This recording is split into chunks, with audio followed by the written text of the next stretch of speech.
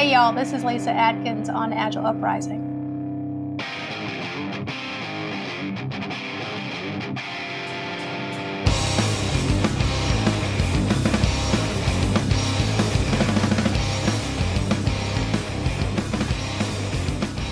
Greetings and welcome to another edition of the Agile Uprising podcast. I'm your host, Jay Hrcsko, and tonight, joined with me, I have a long time no see, James Gifford. James, how are you?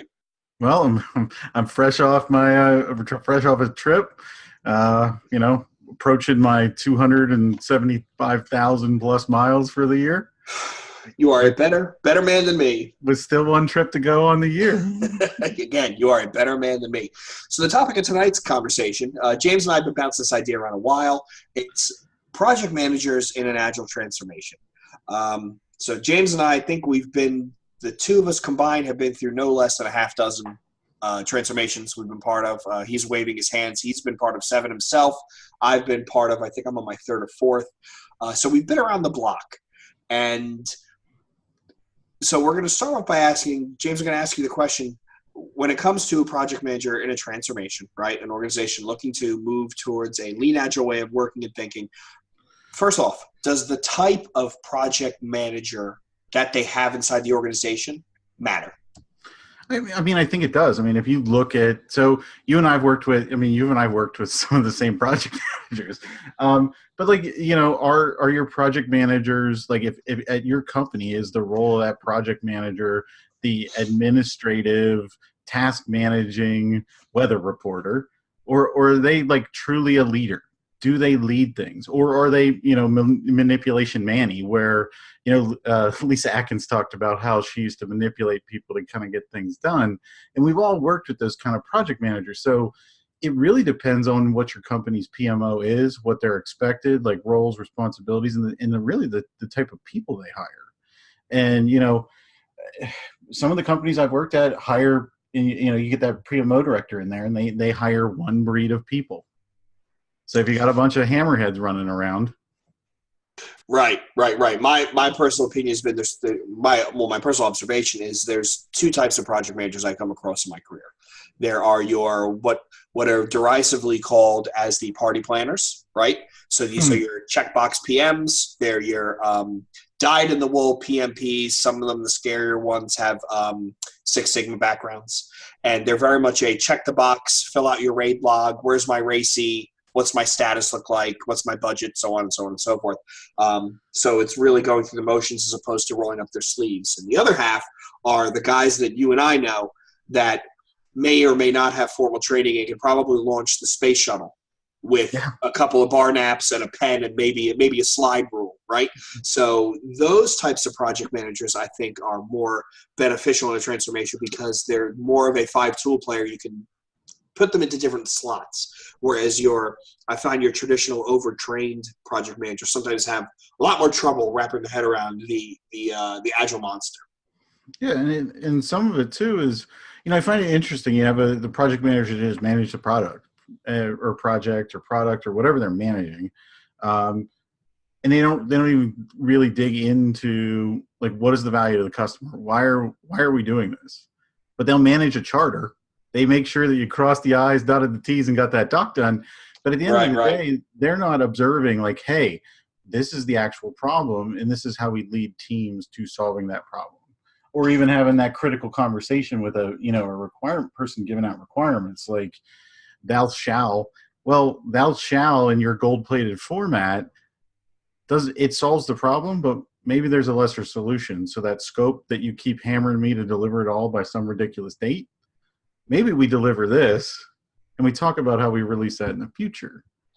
Right. It's a way of thinking where if you have someone who's going by the book, I'm following my plan, even though this plan is leading me into a wall. Like the Joker says in The Dark Knight, nobody panics when everything is going according to plan, even if the plan is horrifying. So if you're just running people along a plan, are you delivering my scope? Are you delivering on time? Are you delivering a budget? And you're not really wrapping your hands around the actual solution you're delivering. Those are the types of PMs I think that have harder time trying to adopt to these new ways of thinking. So in your experience, James, what do organizations typically do they want to go through a transformation, right? They want to go agile, doing gratuitous air quotes here, and they have a whole plethora. They have a platoon of PMs. What do they typically do? What's the first thing you see? What's the knee-jerk reaction, the first plan off the cuff, and is that the right plan? Well, there is the good old CSM. It depends on what you're trying to do with your transformation. If you're like most companies and you've been circling the drain trying to go agile for all those years, you're most likely going to say, we're going to go do Scrum because Scrum is agile and that's the industry today. So you're going to take all those PMs and you're going to go, hey, these guys should all be Scrum Masters. Let's send them to the CSM. We'll get them 2-day certs and we'll call them Scrum Masters and then turn them loose. Right, which is typically disastrous. Have you ever seen an instance where they try to take a project manager and say, okay, well, all of you PMs now, and we know you and I were talking about SAFe, right? Have you seen, because I know I've seen it, where they say, okay, well, all our PMs are now going to become RTEs, because that's what a PM is. It's an RTE. It's a release train engineer. Have you seen that? And if you have, to what degree of success?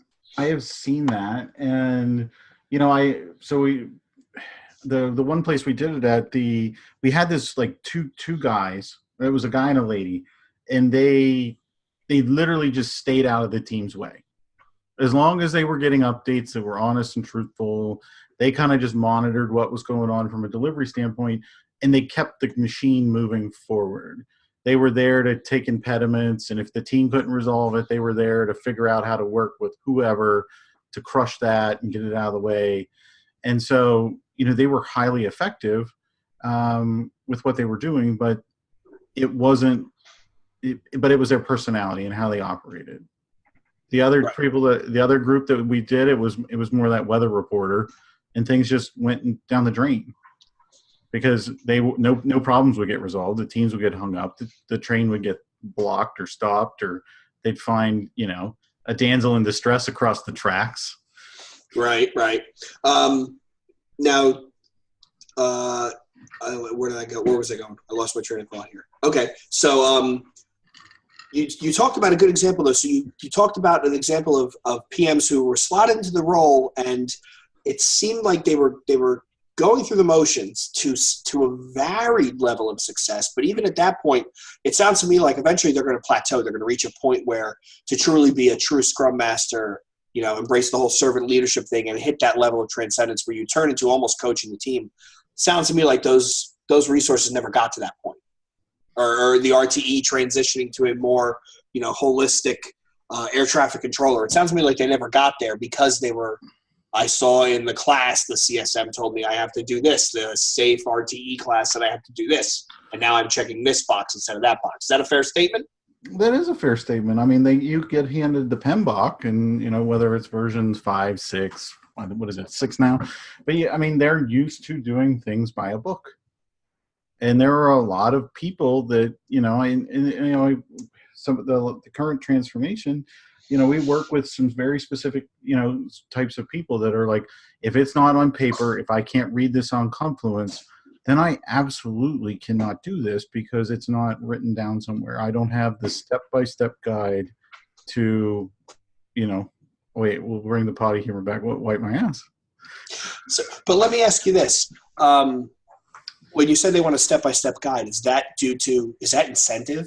Is that because they can't check a box and say, look, you put this in front of me, they told me to do it, and now I'm doing it, so I am incentivized to check that box? I guess my question is that an example of where misplaced incentives will drive people to do things the wrong way? I mean, I think so. I mean, it's some of that learned helplessness. Like over the years, I've needed to check the box so many times, and when I didn't check all 10 boxes, I got hit with the stick. So if I don't know what all 10 boxes are, then I'm going to get hit. I can't do that because I don't want to get hit with the stick. So let's take a little bit more of a positive spin. So we'll take it from a positive angle. So you have a PMO, which has a bunch of project managers, and your organization is starting to turn the aircraft carrier, and you're going towards a transformation. What roles do PMs typically fit really well into in a transformation? And are there roles that they naturally fit, or are there no roles that maybe take a little bit of training? What has been your experience where, okay, I've got these PMs and out of this cohort, I've got, 20% of them are pretty good. I could stick them in what role?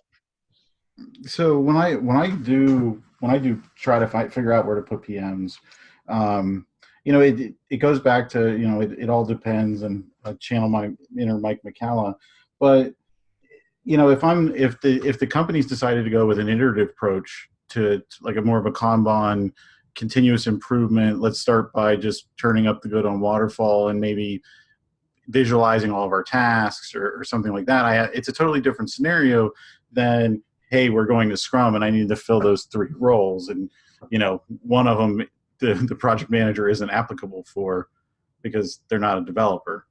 So, I generally like to sit down with I have a whole questionnaire kind of interview process that I talk to the PMs, and it's more about learning about their personalities and kind of digging into their personality traits. And then some of it I poke into like their domain and understanding of the business.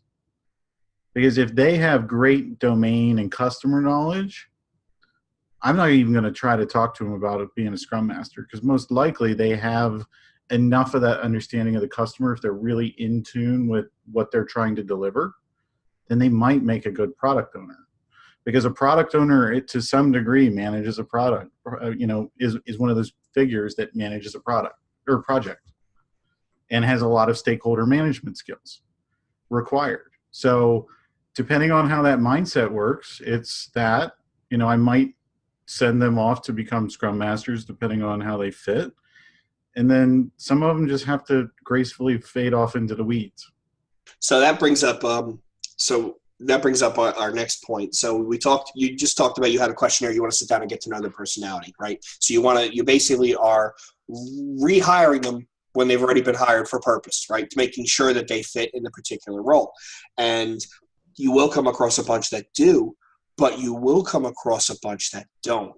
So what have you seen companies do right, wrong, or indifferent? So we have mutual friends who've told stories where they just opened up a whole bunch of Scrum Master positions. Everybody had to repost internally, and they hired a bunch, and the ones that didn't get hired, too bad, so sad, here's your 90 days, right? We've also heard stories of them of companies who stop hiring project managers, start hiring Scrum Masters and RTEs, and the current PMs are either, by war of attrition, they roll them out, or they eventually just wash them out of the company. What have you seen? What makes the most sense? What is potentially stupid for an org to do? Potentially stupid. I mean, I think potentially stupid is just to go through just convert them all. I mean, that is generally because you have all these people that were literally hired for one job, and now you're totally switching what they're doing. Potentially without even doing a reevaluation of their compensation and things like that. So you're literally you're saying, hey, you're a project manager, but tomorrow you're a Scrum Master. You're Scrum from the trenches. Just go read that over the weekend and come back, and Monday we're Agile. I've been there. I've been in that company. Yeah, we've been in that company. We rode that road. I got a T-shirt and a coffee cup. But, so basically where I'm working now, we've approached it that we have a program manager, or we have a project and program management office, and the number of program managers and project managers is basically untouched, and they sit above the teams. The teams and the Scrum Masters are left to do their thing. We've hired Scrum Masters. Some people, we did a casting call and allowed people to opt into the role that wanted to be it, and it didn't matter whether you were a QA person, a developer, you name it. We let them opt in, and we gave them training and things like that. But we're also not scaling our enterprise. Like, we are an enterprise company with 6 portfolios and 30 products, and we're not necessarily scaling to focus on the enterprise. We have a very descaled footprint, and we have small groups of 5 to 10 teams. And we leave the project manager there looking at how we're trending on the quarterly plan. And they handle the capitalization, and they handle working with functional managers on resolving impediments for the team. And so they have a place that is still actually managing projects. because I have to care. I care about the budget. I care about where we're at. If there needs to be some serious scope discussions, we've essentially put them on what, Jay, I don't know if you were around during the age of when the Trinity or Triad was born at that one company we were at. I think so, or that might have been on the way in as on the way out. But so in that instance where you have the elevated project manager, they actually sit on a on the triad with the architect, basically our product owner or chief product owner, and then you have the program manager there, and they are the triad or trinity that kind of keep the product in balance. You have the architect there to balance the technical aspect. You have the person there worried about business, and then you have the person sitting there going, guys, we have a bunch of constraints because I know that half this development team has small children, and the summertime is going to be a dead zone. And so for us to get this done, you're asking for too much. You don't have enough of your technical roadmap in the line, and they become that voice of reason that kind of says, from a delivery standpoint, this doesn't make any sense. Maybe you two need to figure out, like, he needs some more of this to get some of your future business value. So let's let him do some of those. And if you were talking in the safe world, let's let him do some of these enablers to balance out some of your business value. And we'll figure out how we can blend some business value into in the enablers, so you're not getting total loss of productivity, but they're there to to make sure that there is a healthy conflict between architecture and the business and what we can actually deliver. Right. And I have heard from numerous people, my current role included, where there is that concept of the Trinity, the Triad, the three amigos, right? It's a fairly healthy approach, I think, and it does make sense. So now let me ask you this, James. My opinion, my 2 cents is, when we talk about how long do you keep your PMs as part of your transformation, right? My personal experience and opinion is, as long as you have the concept of a project inside an organization, some type of concept of a project, you need a project manager. You need someone providing that classical triple constraint view of scope, time, and cost, right? You need that. Whereas once you go to more lean business case, value stream funding teams, right, truly embracing that business agility, organizational-wide agility, I think that role becomes lessened. Because I don't think you need someone to manage those three things, because time is set in your iteration cadence. Your cost is set when you budget a team. So then scope is the only one that gets variable, and that's driven by the business vis-a-vis the product owner. So I don't think you need someone necessarily looking at that triple constraint view of a program. And to some degree, I do agree with you. For certain products, we talk about a release, which is essentially like it becomes that project. But we have some products now that are actually doing essentially a 6-month snapshot. So they basically come and get funding for a roadmap for 6 months. And we still have people looking at how we still have people monitoring costs and things like that, because you never know. For us, we do have people that work overtime. So, you're burning down the budget faster than you can spend it, or you got to pay down technical debt that you didn't know was there. So now you have to trade off some of those other things. So we still do see value in it, where we have people where we're basically coming to a group and saying, here's what we think we're going to accomplish in the next 6 months, and here's the value associated with us. Can we please have some money? So we're not actually doing projects, but we're doing funding buckets, and we're asking how much funding we can get, because at the end of the day, we want to measure the value or what we're getting back from the customer. And so there is somebody there that's holding that sort of that accounting of, hey, we said we were going to get 20% market lift. Did we get the 20% market lift? And it's that person's there to kind of hold everybody accountable to make sure we're measuring that. And so with that being said, would those people roll into a quasi-agile PMO, repurpose your traditional PMO to more of an A PMO? What's been your experience, thoughts? So one of the things that we did that, I'm kind of happy about is, we took the project management group. So, we're technically not just project management. It's essentially an operational excellence group. So we have some finance in there, some of the portfolio. We run some betas and things like that. But all the project managers, the Agile coaches, the Scrum Masters, they all roll up into a center of excellence, basically operational excellence, instead of that traditional role where, in some of those instances where you convert people, you basically give that Scrum Master to the development manager. And so, we've all worked in there where the Scrum Master used to be a part of the project management group, and now they report to a dev manager who literally every day's goal is to literally get them to do the wrong thing, to cover up maybe something's going bad, or pushing them to get the team to do something silly. So, I like the fact that they're their own cohesive group that still, and it gives them that, it helps reinforce that division of, people not being pushed to do bad things.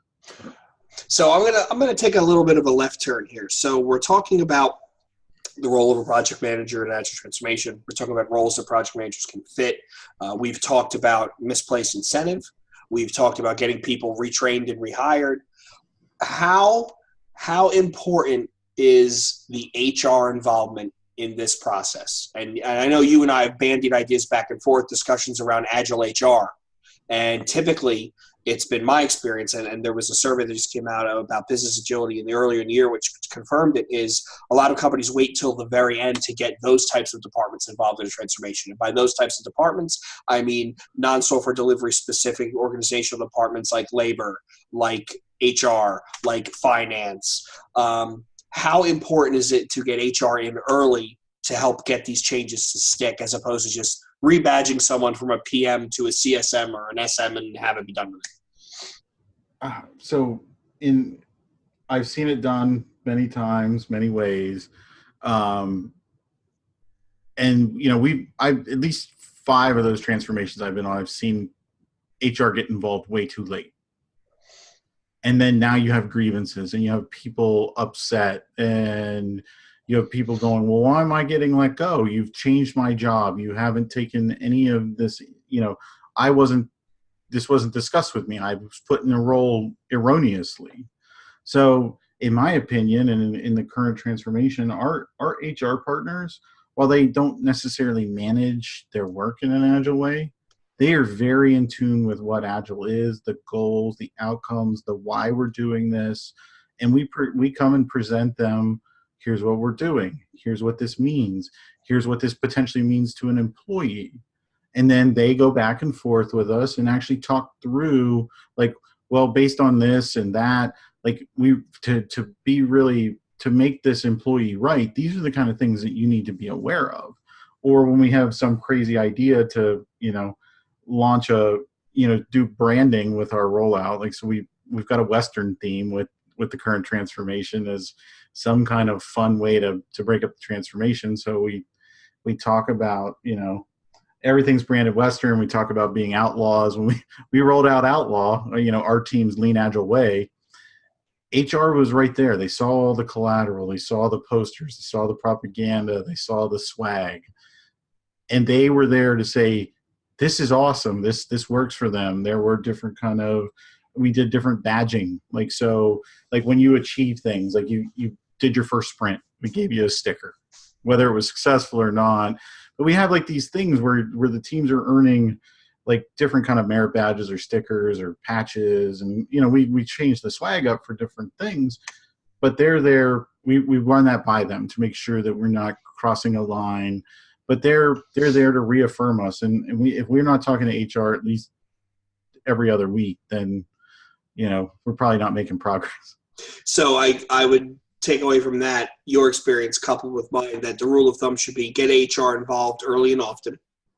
And I dare say that HR is one of the rare parts of an organization when going into a transformation that you do need a little bit of that big upfront design to at least think around, not plan, but the active planning. Plans are useless. Plans are useless, but planning is indispensable. So at least conceptually, like you said, get HR on the same page where here's where we're trying to go.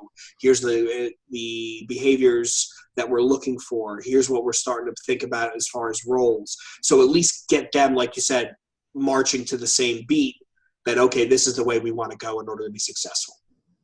Yeah, I mean, it even got to the point where we bumped the Agile values, the manifesto values, up against the corporate values. You know, when if you look at the version 1 survey, there's a line item that says the corporate culture, the company's values or cultures fundamentally against the Agile manifesto or Agile in general. We went through an exercise with them where we bumped up what it means to be, what the actual Agile manifesto says is what we're looking for against the corporate values. We even went that deep. And, you know, it was a fun exercise to talk through them with them and then educate them about it being people first, and then talking to them about servant leadership and what that means and how that potentially changes the paradigm of how people interact. Like, these were all things that we're interested in. You know, I joke about the Long Island iced tea of leadership in that management class that we put together recently. But, you know, my partners on that was organizational development. And they literally worked with me to put that class together. And it's something that, you know, we co-taught and deliver together. But, you know, we have HR coming along with us. 100%.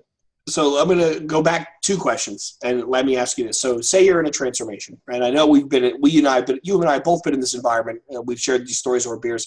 We're in a transformation where on one side, we have a very large cohort or an assortment of Scrum Masters, servant leaders, leading teams, delivering in the Agile way. And on the other side, you still have a healthy PM contingent whose expectations of them from their managers, from their leaders, right, wrong, or indifferent, is to continue delivering the typical PM pablum, right? The status reports, the budget reports, so that sort of stuff.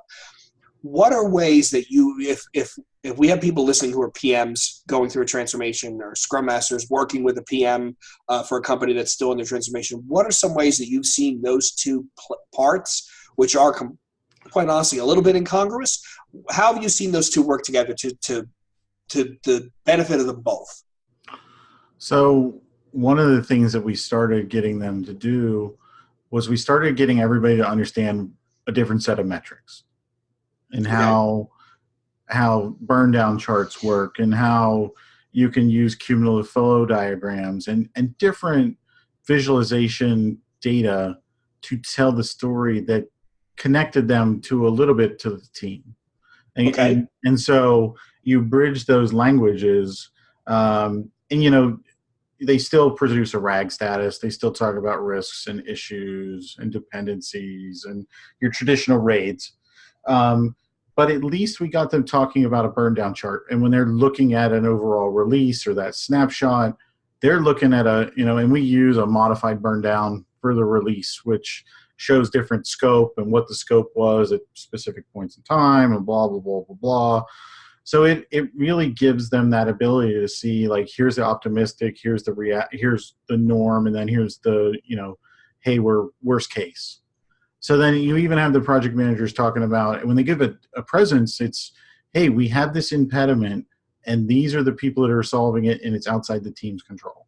So we even have them talking about whether things are inside the team's control to fix, and the team is handling it, or it's outside the team's control, and these are the people that are accountable to fix it. So we draw that line in there, and we teach them about the right metrics, and then it doesn't matter if you talk to the Scrum Master or the project manager, you're literally getting the same story because those people interact together every day. And a lot of those metrics that you're telling, that you're introducing to a project manager, getting them comfortable with, a lot of those metrics, taking the next step, those are things they can self-service, right? Considering typically on you have some sort of Agile SDLC tool, a project manager can then self-service to see, I know for a fact that Rally, aka Agile Central, you can track risks in there. Burn downs, burn ups, scope change charts are all in there. The financial piece is also, I don't get too far. I don't mess with it too much, but I know that's in there as well. So the other change is, I think, to benefit the PM, if you can not only get them familiar with the new way of metrics, the new way of working, but you get them to understand how to self-service. It's not help me fill out the status report in PowerPoint. It's, I see this information in Rally. What can I do to help get things back on track? It almost changes the dialogue, I would think. And it does, and that's what and that's how we had a project that just recently had to kind of, from its original release, it pulled out a significant amount of scope because it wasn't really needed. When we prioritized it, the product owners, chief product owner, prioritized everything at the bottom of that list was the thing that wasn't important. And so we basically got to the kind of that cut line, and it was like, all right, here's where everything we can drop off and still hit the date and still add value to the customer. And the project manager was the person that was able to have that conversation with the business and the stakeholders, because they understood where the burn down was, what the team's capabilities were. It's kind of like the funny thing about that is this same project manager also kind of had an understanding of, when people in that 40 people roughly, when those 40 people generally kind of took time off and things like that. And so he knew when he looked at that, and he's like, oh, we got August coming up. Those are going to be some sprints where the potential velocity or flow is going to kind of go down, because we try not to introduce velocity too much, other than it's a planning mechanism, and it kind of and they can use that to understand where one thing we've done really good is stop the velocity math. That so many people, so many PMs grab onto and use as a weapon. These guys are just looking at it going, hey, we at this run rate, this pace, we're going to hit this date. Or you're pessimistic we're trending more towards the pessimistic. Do we need to cut scope? Do we need to do X, Y, and Z to get this back on track? Can we get you guys to come in and work 2 weekends to kind of pick this up? It might cost us some more from a project delivery standpoint, but it's going to reel back in this timeline. So in that example, not only is the PM vital, they're actually they're integral to that success of that initiative, because like you said, they understand how to bridge the gap between the Agile delivery team and the actual business stakeholder need to facilitate that type of conversation, which we all know as ex-PMs, it's typically daunting and a little bit painful. It is. And, we've fortunately at this current place, we have a really receptive set of business people that kind of get it. So let me go on. Other places, it's a bloodbath, and they use velocity as a weapon, and you still have those people like every day in the teams, messing with the teams. And some of that could have been the fact that they decided to run Agile completely componentized, and to deliver a feature, it was 9 weeks because you had to go through right. three different 3-week sprints to get something delivered, and you had a project manager there coordinating it the whole entire way. And you were there for that shenanigans. Yep. I was there for that one. So that was a case where it was just bad, and we were horribly overrunning the budgets because of basically queue and idle times and people not planning together. And yeah, the whole platform teams handoffs, that's another weaponized metrics. That's another discussion for another day. Let me ask you this, James. So say you and I are both PMs. We're in an organization, and the announcement's been made that we're getting ready to go through an Agile transformation. And the company is committed to this goal. We're going to adopt lean Agile ways of working and thinking. We haven't picked a framework or a tool yet, but that's where we're headed. So what advice would you give if I'm a dyed-in-the-wool PM and I see that the big A monster is coming around the corner? How could they prepare themselves? What could they do? What could they read? What could they learn? What would be their best opportunity for success if they want to stay at their current employer? I mean, obviously, if they want to just say, I want to be a PM and I'm going to go somewhere where only always has PMs, I'm sure we both know plenty of companies that would hire them. But on the other hand, if they want to really succeed and say, okay, well, I got to learn this and try this out, what would you suggest? So for me, I wish I had the knowledge that I had when I went through this and had to make that decision of becoming a Scrum Master.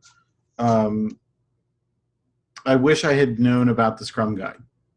I didn't know about the Scrum Guide until I started being a Scrum Master in 2010. I didn't know about the Scrum Guide till at least 2013. So you kind of, and then you're just literally learning Agile from whatever person you're learning it from. So, I'd encourage them to learn the Scrum Guide. It's free. It's online. It's 19 pages. It's a quick read. I can't remember his first name, but his last name's Watts. He put a book out called Scrum Mastery. and it is phenomenal book for Scrum Masters, people that want to understand about Scrum Masters. Go pick up Lisa Atkins' Coaching Agile Teams, because book that was she published part of the Mike Cohn series, and we've had her on. They run the ACI camp that basically built the, there's 2 different workshops, or it's combined into one boot camp, but that boot camp is based off that book. It's a fantastic book. Most project managers I run into can't facilitate a meeting to save their life. And so if one thing that you can learn as a PM is how to facilitate a meeting, how to actually, get people to collaborate. And I'd pick up Anderson's Blue Book, the original Kanban book. The original Kanban book, yeah. I mean, if you want to get a flavor of enough Agile to be prepared, those are 3 simple things that you could, 4 simple things that you could actually read, and be a good catalyst kind of for you to get going. Okay, I would agree with all of those. There is so much out there on the internet, it almost becomes overwhelming. I mean, go to Amazon and type Scrum in books, and you'll get a bazillion. I would also say there's a book, I forget the author, The Agile Samurai, which is a good read. You can go back and listen to Troy Lightfoot's podcast. We did on Advanced Scrum Mastery. He's got a lot of good ideas. Oh, that was a great podcast. But I think you're right. I think the Lisa Atkins book, I can't recommend that highly enough to anybody. Project manager, and it's actually titled, isn't it, for Scrum Masters, Project Managers in Transition, and Agile Leaders or something like that? I think it is. I can't remember the long title, but yeah, that's a great book. You're right, and you can see a lot of the ACI stuff comes out of there, the 4 quadrants of coaching and all that. So yeah, that's a phenomenal. But going back to Johanna, I mean, we could even recommend Johanna's book. You and I read Johanna's Agile Project Management book that came out, that you and I, we interviewed her on that. And even Jim Highsmith's 2004 book on Agile Project Management, it doesn't talk about Scrum, and it's really more about Agile, but it's got some really great concepts in there around changing the triangle to focus on value, quality, and constraints, instead of time, scope, schedule, rate, time. What the heck is the triangle? Scope, time, cost, and quality. Yeah. Well, we know the quality is thrown out the window. Quality's thrown out the window. Yeah, right. So, what is it? Do you want it fast? Do you want it cheap? Or do you want it to work? Pick 2. But so even looking at Highsmith's approach to, the project management triangle and going through that, it gives you a different lens to actually think about how you manage a project. And I will send you the links to that book so we can put it in the show notes. But there are books out there. There aren't many Agile PM books. Right. You reminded me, Johanna's, and we probably should link to the old interview.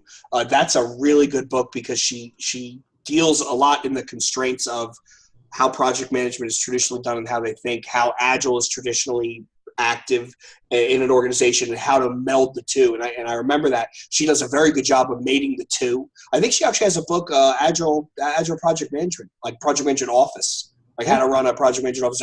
I still haven't read that one yet. It's on the shelf. Sorry, Johanna. I know she's listening. But yeah, that's another one that would probably in the same vein.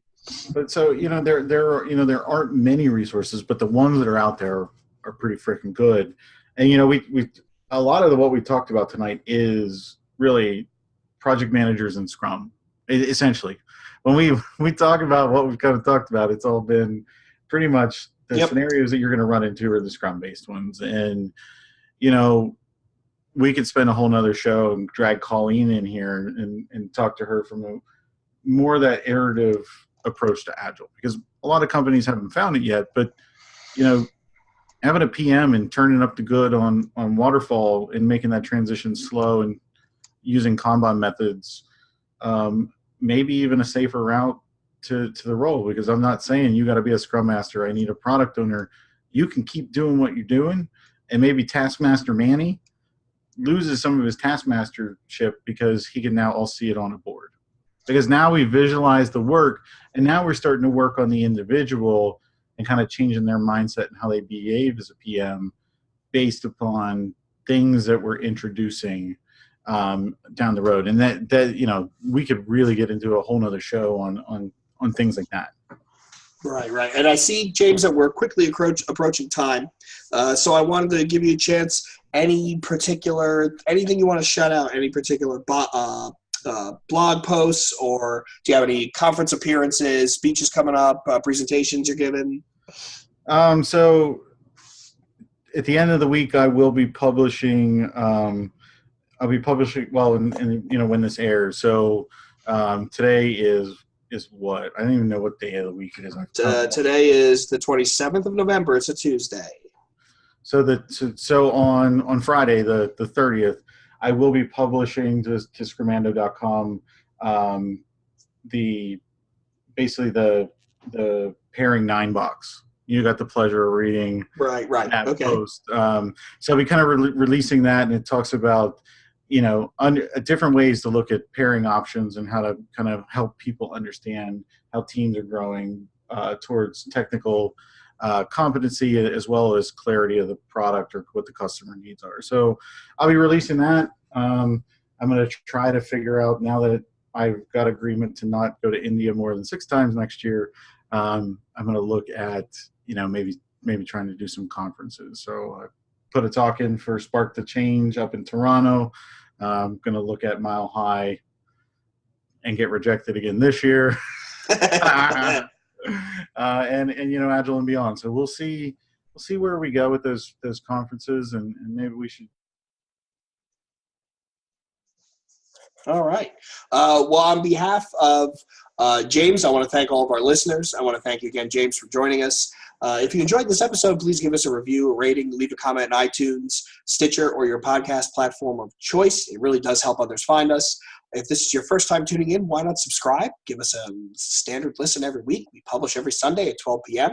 If you like what you heard and you want to join the conversation, you can join us at coalition.agileuprising.com. I will warn you that our main website is having some technical difficulties. Those darn Russian hackers. But the Coalition website, along with the podcast website, is still up. And I usually end by not throwing in anything Agile related. I talk about something music related. So I wanted to call out, there's a Philadelphia band by the name of Kao Nashi, who just put out a album called Why Did You Do It?, which I think is fantastic. It's definitely going to be on my top 10 of the year. So for James and myself, I want to thank you all for joining us. Until next time, this is the Agile Uprising Podcast, signing out. Woot!